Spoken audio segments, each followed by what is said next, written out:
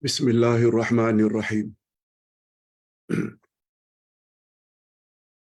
Alhamdulillah nahmaduhu wa nasta'inuhu wa nastaghfiruh. Wa na'udzu billahi min shururi anfusina wa min sayyiati a'malina. May yahdihillahu fala mudilla lahu wa may yudlil fala hadiya lahu.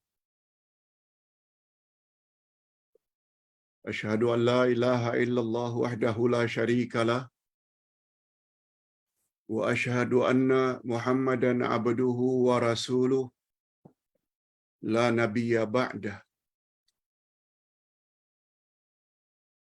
Allahumma salli wa sallim ala nabiyyina Muhammad wa ala alihi wa sahbihi ajma'in amma ba'd. Hadirin dan hadirat serta para pemirsa yang saya hormati, Assalamualaikum warahmatullahi wabarakatuh.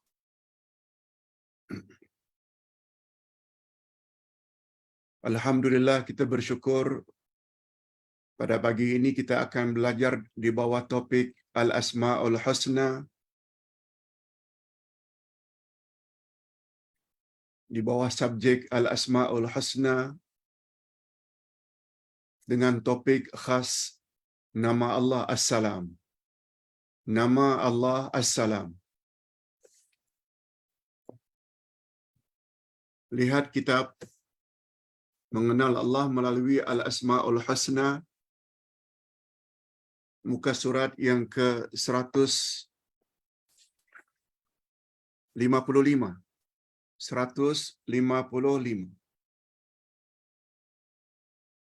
Nama Allah yang ke-11 yaitu As-Salam.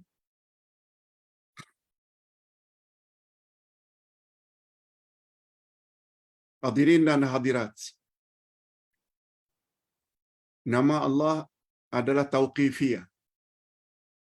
Nama Allah adalah tauqifiyah. Sesuatu yang terhenti sebagaimana yang Allah sebut dalam Al-Quran atau sebagaimana yang disebut oleh Nabi Muhammad sallallahu alaihi wasallam dalam hadisnya yang sahih. Dengan kata lain, nama-nama Allah tidak boleh direka-reka sesuka hati.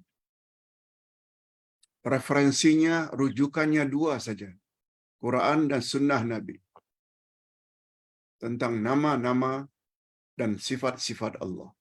Itu sebabnya kaedah menyebut Al-Asma'ul Husna adalah tauqifiyah.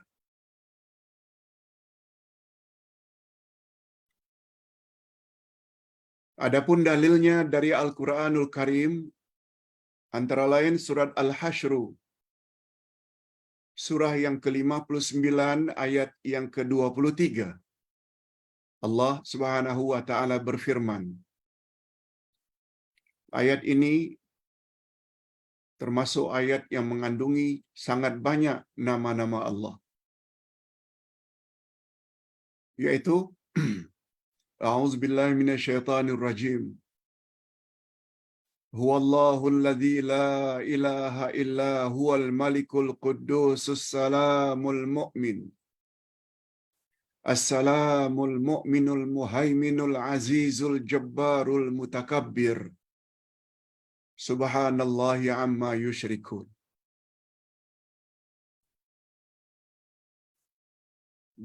Jadi salah satu daripada nama-nama Allah yang disebut dalam ayat tersebut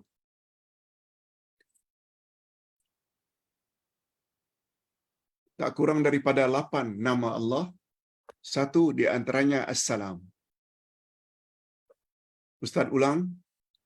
Huwallahu alladzi la ilaha illa huwal malikul quddusus salamul mu'min al-muhaimin al-aziz al-jabbar al-mutakabbir. Satu di antara nama Allah disebut dalam ayat ini As-Salam. Artinya, dialah Allah yang tiada Tuhan yang berhak disembah melainkan Dia. Maha suci Dia. Maha sejahtera dia. Assalam dengan makna maha sejahtera, maha selamat. Yang mengurniakan keamanan al-mu'min. Yang maha memelihara al-muhaimin. Yang maha perkasa al-aziz. Yang maha kuasa al-jabbar. Yang memiliki segala keagungan al-mutakabbir. Maha suci Allah daripada apa yang mereka persekutukan. Adapun hadis-hadis Nabi sallallahu alaihi wasallam sangat banyak. Antara lain sabda Nabi sallallahu alaihi wasallam, "Inna salama ismun min asma'illahi ta'ala. Fabshuhu bainakum." Sesungguhnya assalam itu adalah salah satu daripada nama-nama Allah Subhanahu wa taala. Oleh sebab itu, ucapkanlah kepada sesama kamu. Dari situ munculnya ucapan Assalamualaikum warahmatullahi wabarakatuh yang selalu kita ucap-ucap.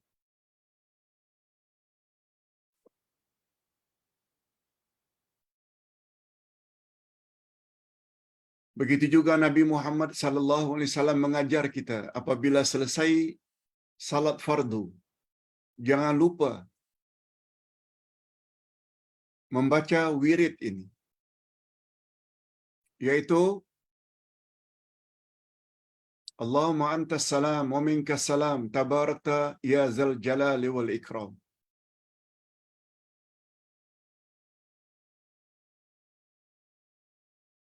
Daripada Sauban radhiyallahu anhu adalah baginda Rasul sallallahu alaihi wasallam. Jika beliau selesai salat fardu, beliau tidak lupa untuk membaca Allahumma antas salam wa minkas salam tabarakta ya zal jalali wal ikram. Hadis riwayat Imam Muslim.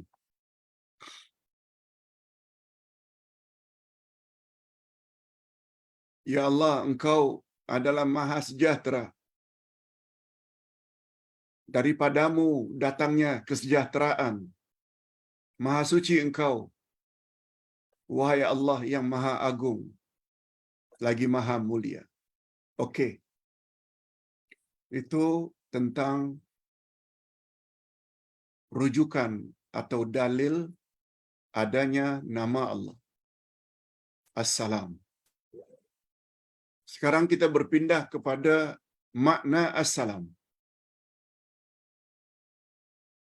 Mengetahui setiap nama Allah adalah menjadi kewajiban kalau kita ingin menjadi penghuni syurga. Sebab Nabi sallallahu alaihi wasallam bersabda, "Inna lillahi tis'atan wa tas'ina isma, mi'atan illa wahida, man ahsaha dakhalal jannah." Allah memiliki 99 nama. 100 kurang 1. Siapa yang menguasainya, dia layak masuk syurga. Makna menguasai ada 3. Yaitu miliki, ketahui 99 nama Allah. Itu jadi syarat. Bukan hafal, mengetahui. Kalau orang tanya, betul tak Al-Jabbar itu salah satu nama Allah? Yes. Betul tak Al-Mutakabbir itu nama Allah? Yes. Betul tak nama Allah Al-Wadud? Yes. Itu pun dah cukup. 99, jangan kurang. Yang kedua, makna menguasai 99, mengetahui satu demi satu makna dari nama-nama Allah. Al-Aziz lain, As-Sami' lain, Al-Alim lain, Al-Hakim lain, Al-Jabbar lain, As-Salam lain. Itu sebabnya kita perlu mengetahui nama-nama Allah. Ustaz sudah tolong dengan membuat buku yang agak tebal ini. Memakan masa bertahun-tahun juga untuk kumpul nota, mencari dari kitab-kitab lain sebagai rujukan.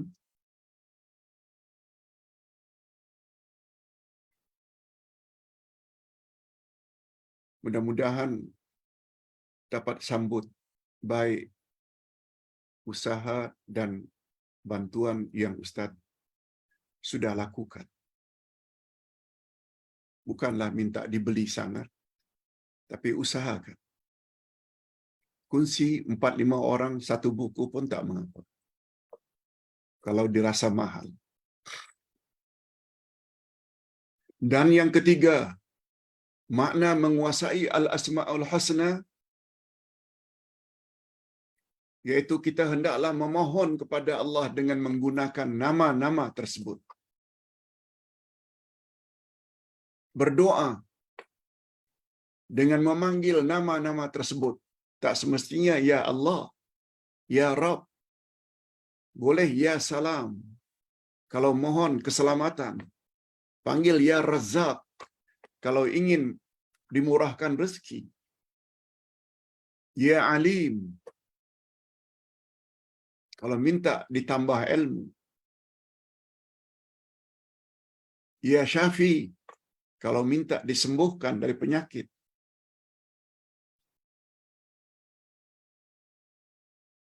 Nama Allah yang paling tepat untuk dipanggil jika permintaan, jika nama itu disebut sesuai dengan permintaan. Yes, ini kaidah.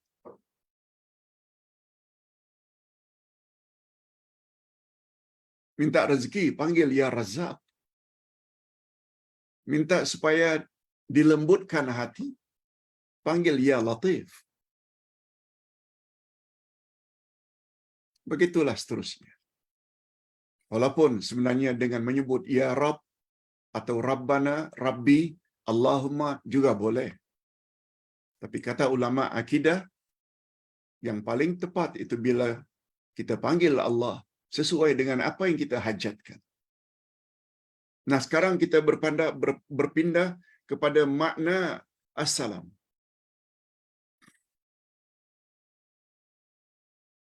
Assalam makna asalnya keselamatan. Keselamatan sama dengan kesejahteraan.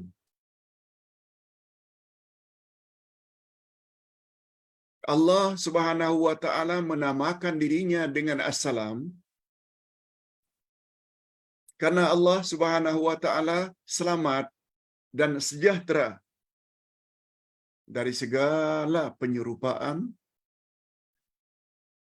selamat sejahtera dari segala keaiban, selamat sejahtera dari segala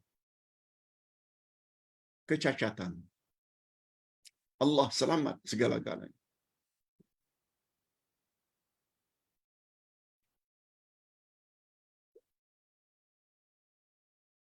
Itu makna sepintas lalu tentang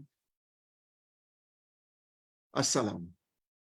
Allah itu selamat dari segala-galanya.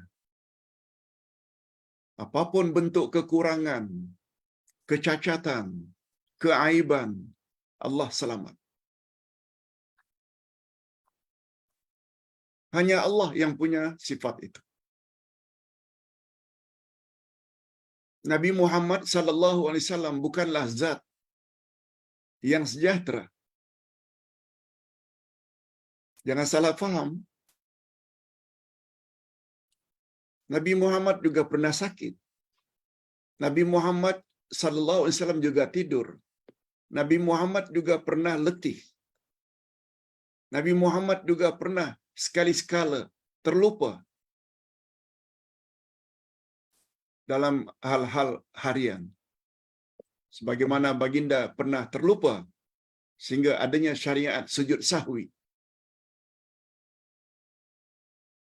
Nabi Muhammad sallallahu alaihi wasallam lebih dari itu juga wafat, meninggal dunia. zat yang sempurna.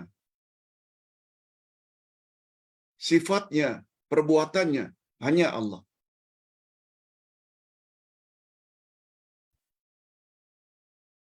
Nabi Muhammad sallallahu alaihi wasallam hanya boleh dikatakan Nabi Muhammad sallallahu alaihi wasallam adalah insan yang paling sempurna. Insan, bukan zat. Kalau zat hanya Allah. Nabi Muhammad memerlukan ayah, ibu, atuk, nenek. Nabi Muhammad juga memerlukan isteri. Jadi, zat yang sempurna, sejahtera, tidak perlu kepada mana pina pihak. Al-Ghani hanya Allah Subhanahu wa taala. Okey. Kalau itu sepintas selalu makna assalam. Apa dia hakikat nama Allah As-Salam? Bila disebut hakikat, dia menyangkut perkara hakiki yang sebenar-benarnya.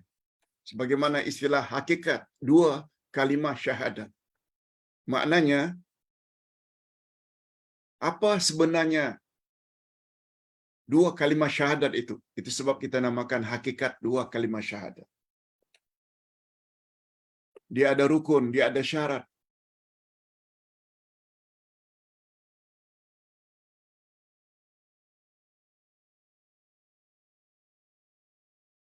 Itu sebab buku itu dinamakan hakikat dua kalimah syahadat. Nah sekarang nama Allah As-Salam. Apa hakikatnya? Apa sebenarnya As-Salam di sisi Allah?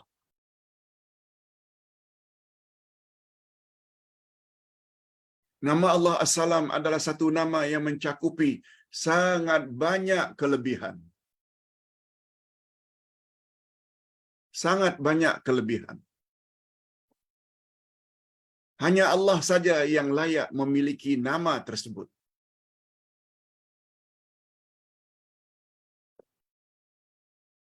Jika dibandingkan dengan selainnya, hanya Allah saja yang salam. Di dalam nama Allah As-Salam tersirat semua makna kesempurnaan yang paling lengkap dan paling tinggi.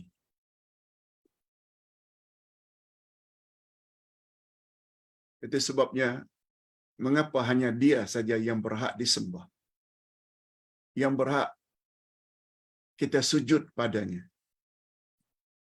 Yang lain tak boleh.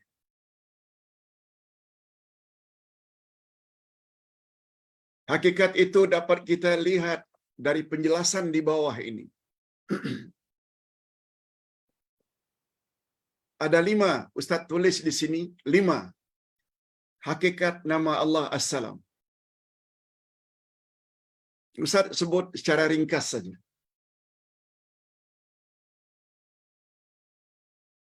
Yang pertama sekali,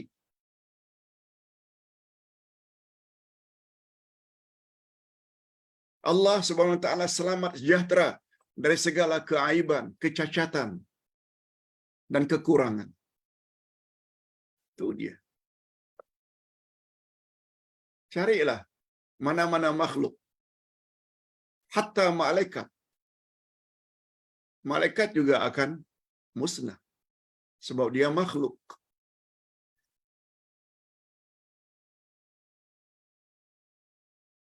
Yang kedua, hakikat nama Allah As-Salam. Dia menyelamatkan siapa yang tidak wajar disiksa.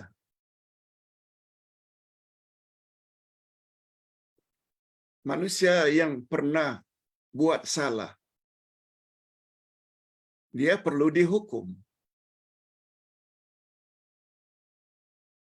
Tapi orang tersebut besar macam manapun dosanya, boleh diselamatkan oleh Allah daripada neraka, daripada disiksa. Apabila dia tobat dengan tobat nasuha. Siapa yang layak memberi ampunan tersebut dan selanjutnya menyelamatkan dia dari api neraka dan azab kubur? Allah saja. Itu satu di antara makna assalam. Oleh sebab itu, bila kita belajar nama-nama Allah, membuat kita terdorong untuk segera tobat. Sebab yang dapat menyelamatkan kita daripada azab Allah, hanya Allah yang punya nama As-Salam. Itu di antara kandungan makna As-Salam. Dan yang ketiga, hakikat nama Allah As-Salam. Allah menyelamatkan para nabi, para rasul, dan para wali-wali Allah di dunia dan di akhirat. Coba lihat bagaimana Allah menyelamatkan Nabi Ibrahim yang dilempar dalam api oleh Raja Namrud. Bagaimana Allah menyelamatkan Nabi Musa dan Nabi Harun dan orang-orang Bani Israel dari kejaran Firaun. Bagaimana Allah menyelamatkan Nabi Lot dan orang-orang beriman ketika negerinya dibalik oleh Allah melalui malaikat. Bagaimana Allah menyelamatkan Nabi Muhammad dan umat Islam dalam perang Badar walaupun bilangan mereka sedikit bila dibandingkan dengan musuh. Siapa yang menyelamatkan mereka? Allah. Itu di dunia. Belum lagi di akhirat. Semua mereka diselamatkan. Sama ada dari azab kubur atau azab api neraka. Oleh sebab itu, pahami makna siratal mustaqim. Allah dah sebut dah, orang yang confirm mendapat siratal mustaqim, nabi-nabi, siddiqin, syuhada dan salihin. Ikuti saja jejak langkah mereka. Dalam berakidah, dalam cara beribadat, dalam berakhlak, ikut 4 kelompok itu. Yang pertama sekali para nabi. Yang keempat, hakikat nama Allah As-Salam.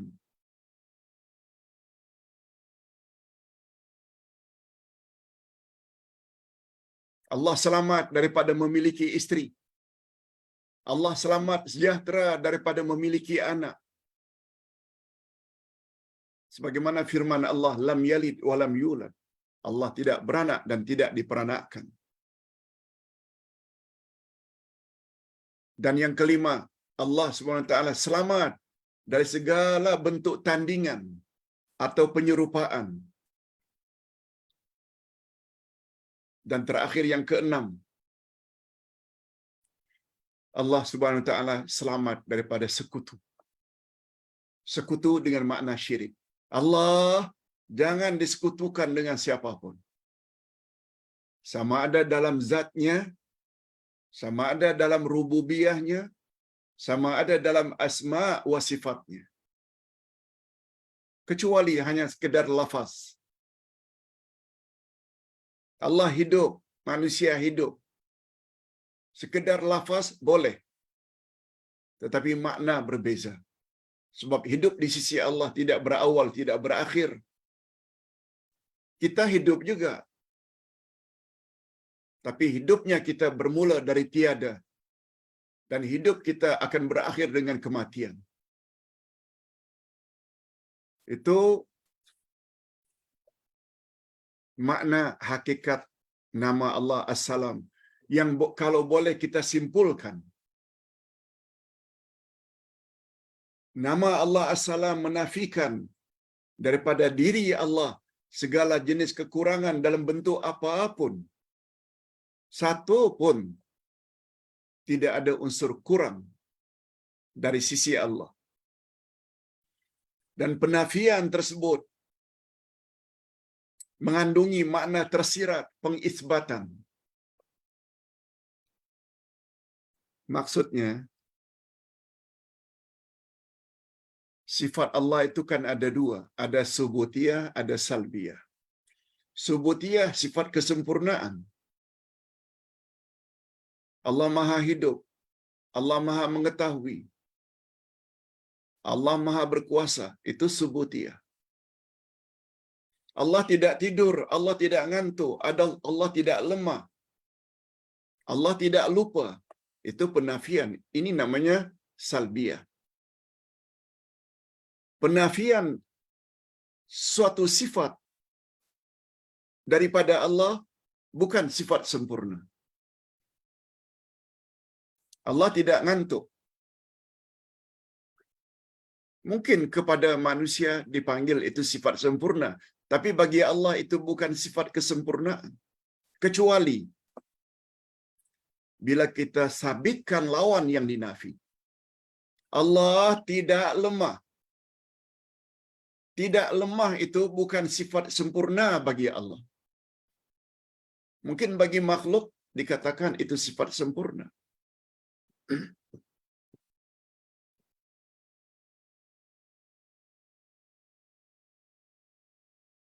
Kalau ditanya mengapa Pak Ustaz? Sebab apa saja yang dinafikan daripada Allah, apa saja sifat yang dinafikan daripada Allah, Allah tidak mati, Allah tidak zalim, Allah tidak ngantuk, Allah tidak tidur. Penafian tersebut tidak wujud di sisi Allah. Allah memang tak mati pun. Sifat mati tak ada pada Allah. Oleh sebab itu menafikan sesuatu daripada Allah yang dipanggil dengan sifat salbiyah, ia bukan sifat kesempurnaan, kecuali jika kita sabitkan lawan yang dinafi. Tidak mati bukan sifat sempurna bagi Allah. Tapi lawan mati, hidup. Allah maha hidup, itu dia sifat sempurna. Sebab maha hidup itu adalah lawan daripada mati. Allah maha kuat, itu dia sifat sempurna. Lawan daripada Allah itu lemah. Sila baca balik lebih kurang 93 muka surat dari kitab Al-Asma'ul Husna ini. Dari muka 1, halaman 1 hingga halaman 93 penuh dengan kaedah-kaedah tersebut. Okey, kita teruskan. Pak Ustaz,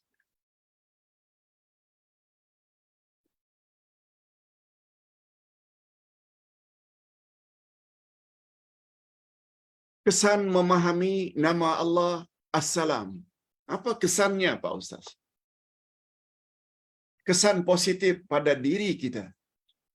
Nih, sekarang tepat setengah jam sudah Ustaz bercakap tentang nama Allah As-Salam.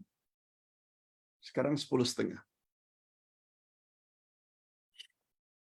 Bila kita dengar tadi dengan teliti, dengan cermat, konsentrasi, fokus,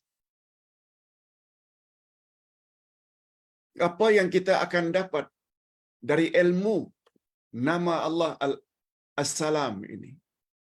Ini dia. Kita akan sebut. Ini dia.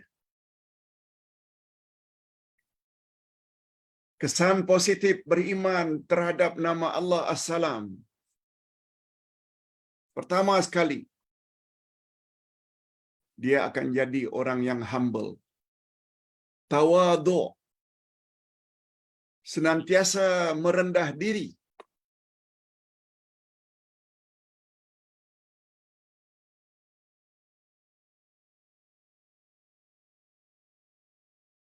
Sebab yang dapat menyelamatkan makhluk hanya Allah.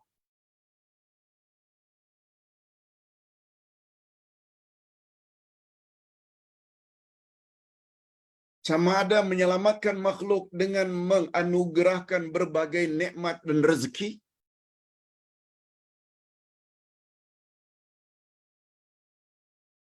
diberinya kita makan, minum, pakaian, supaya selamat daripada dingin, supaya selamat daripada lapar, haus, supaya selamat bernafas, diberinya oksigen. Karena Allah sebagai penyelamat, pemberi kesejahteraan. Juga jangan lupa, dia jugalah penyelamat makhluk daripada bahaya, mudarat, sakit.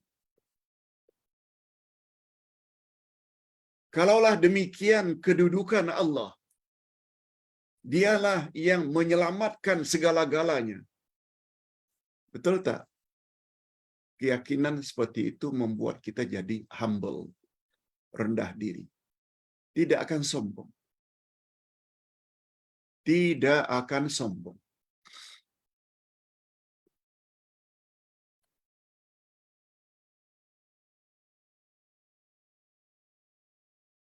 Itu kesannya. Yang kedua,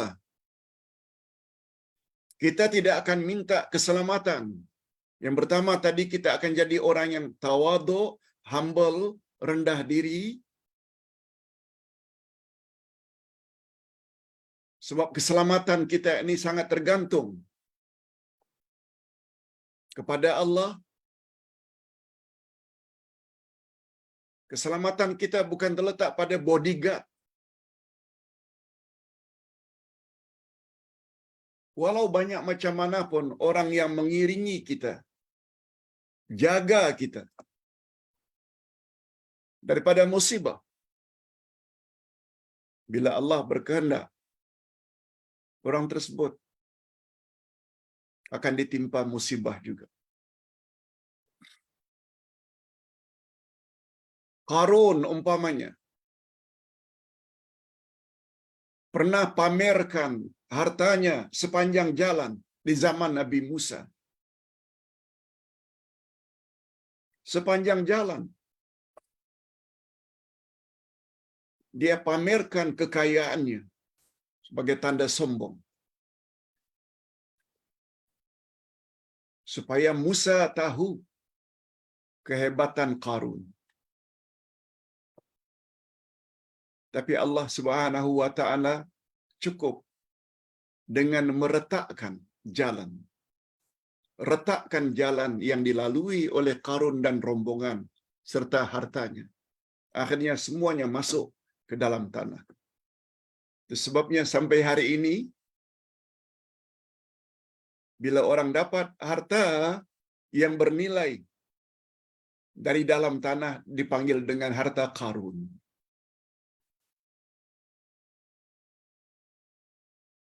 Firaun yang ingin membunuh Musa. Lalu Allah belah laut. Lalu dia kejar. Musa selamat di seberang, Allah katupkan laut. Jadi hikmah yang pertama yang dapat menyelamatkan kita hanya Allah sahaja. Itu sebabnya kita perlu tawadhu. Jangan sombong.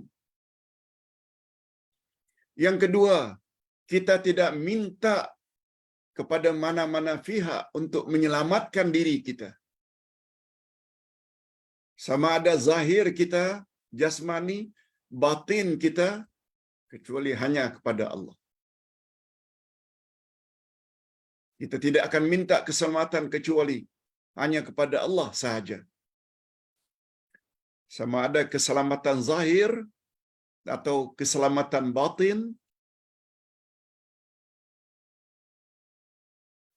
Keselamatan zahir daripada penyakit-penyakit seperti demam, seperti diabetik, seperti kolesterol, seperti hipertensi.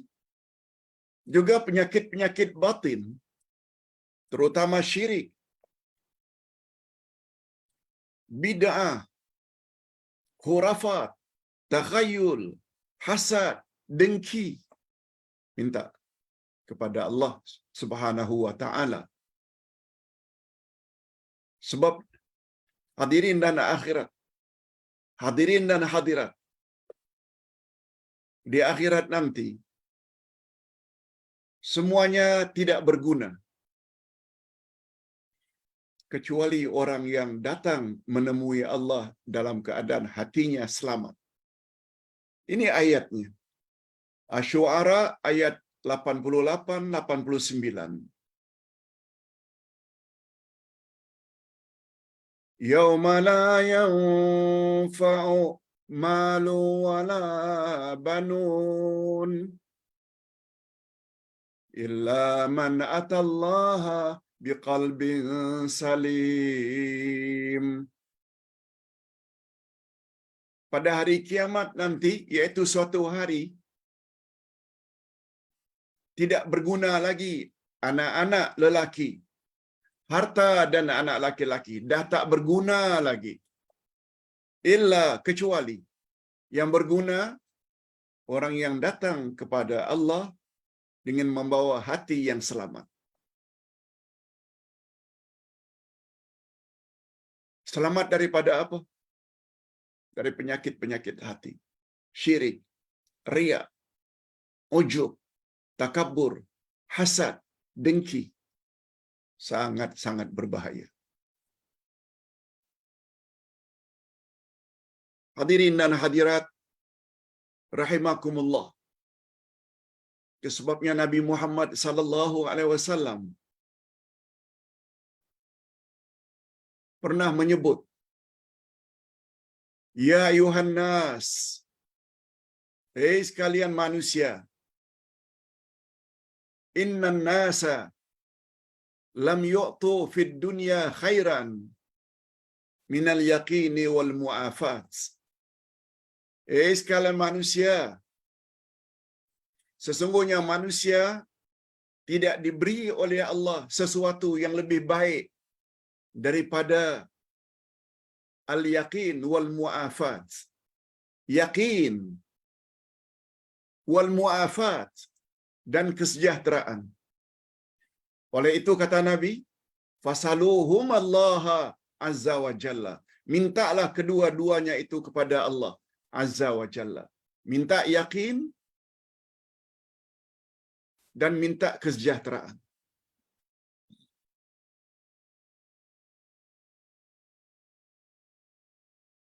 Yakin tentu saja tak akan kita perolehi kalau tak ada ilmu.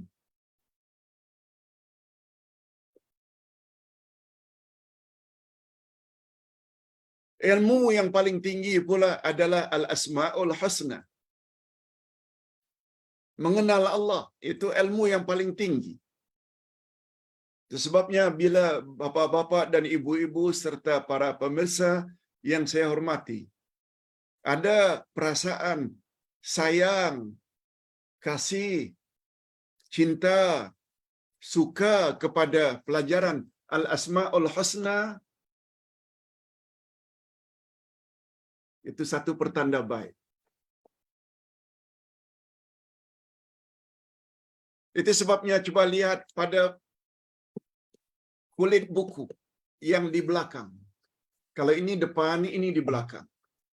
Apa kata Imam Ibnul Qayyim? Siapa yang memiliki seluruh jenis ilmu, seluruh jenis ilmu, walaupun dapat gelaran profesor, PhD, beberapa PhD, walau tetapi hanya ilmu al-asma'ul husna dia tidak miliki, itu bermakna dia tidak memiliki apa-apa ilmu pun walau sedikit. Ustaz baca, ma'rifatullah atau mengenal Allah sangat dituntut di dalam Islam, melebihi dari segala-galanya. Kita selalu mendengar kata-kata awwaluddin ma'rifatullah. Awal agama mengenal Allah. Coba dengar baik-baik. Imam Ibnul Qayyim berkata, siapa yang memiliki segala jenis ilmu pengetahuan, tetapi dia tidak mengenal Allah, maka pada hakikatnya dia tidak memiliki ilmu pengetahuan sedikit pun. Sedikit pun. Cukuplah itu sebagai isyarat. Kalau bapa-bapa dan ibu-ibu serta para pemirsa merasa bahagia mendapat bimbingan nama Allah Al-Asma'ul Husna, itu satu pertanda baik. Itu satu pertanda baik. Apalagi diikuti dengan ma'rifatun Nabi, kenal Nabi. Apalagi diikuti dengan ma'rifatud dinil Islami, mengenal selok-belok agama Islam. Hadirin dan hadirat rahimakumullah. Itu makna al-yakin. Yakin tak mungkin kalau tidak ada ilmu. Yang kedua, mu'afat, kesejahteraan. Kita hendaklah menjadi orang yang sejahtera terhadap orang lain. Itu sebabnya kata Nabi, al-muslimu man salimal muslimuna min lisanihi wa yadihi. Muslim yang sebenar-benar Muslim apabila selamat sejahtera Muslim lain daripada lidah dan tangannya. Dia tidak suka mengumpat, dia tidak suka menggunjing, dia tidak suka memfitnah, dia tidak suka berbohong. Tangannya, dia tak suka mencuri rasuah, memukul orang lain. Kalau ingin tahu baik tidaknya seorang Muslim, tengok saja bagaimana lidahnya dan tangannya dalam kehidupan sehari-hari. Selamat tak orang lain dari lidahnya? Selamat tak orang lain dari tangannya? Itulah dia Muslim yang baik. Mudah-mudahan kita termasuk ke dalam golongan tersebut.